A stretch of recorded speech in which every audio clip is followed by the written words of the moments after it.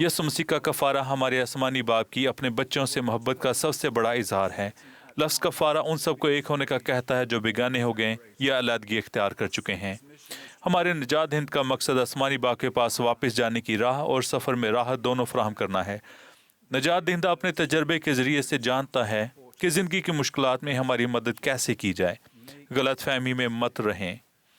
मसीह हमारा निजात दहिंदा और हमारी जानों को शिफा देने वाला है। जब हम ईमान रखते हैं तो वो हमें मुश्किलात के ज़रिए से आगे बढ़ने में मदद देता है। वो अपनी मोहब्बत भरी और मेहरबान दावत को जारी रखे हुए है। ऐ मेहनत उठाने वालों और बोझ से दबे हुए लोगों, मेरे पास आओ, मैं तुमको आराम दूंगा।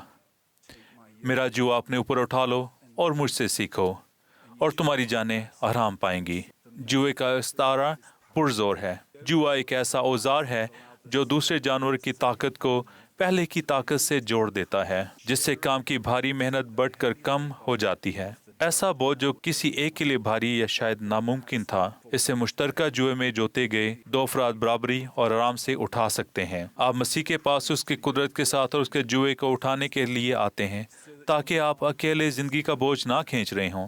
आप दुनिया के मुखलिस देने वाले और निजात दहिंदा के साथ जिंदगी का बोझ खींच रहे हैं।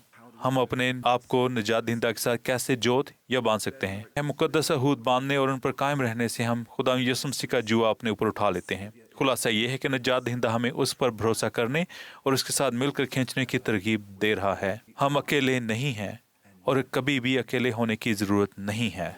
किसी भी बोझ में दबे हुए, खोए हुए, उलझन में मुब्तला को आपको अकेले ये काम करने की ज़रूरत नहीं है। मसीह के कफ़ारा और उसकी रसूम के वसीले से आपको उसके साथ जोता या जोड़ा जा सकता है। वो मोहब्बत से ऐसी कुदरत और शिफा फराहम करेगा जिसकी ज़रूरत आपको आगे के सफ़र का सामना करने में पड़ेगी। वो अभी हमारे तूफ़ानों से बचने की हमारी पनाहगाह है।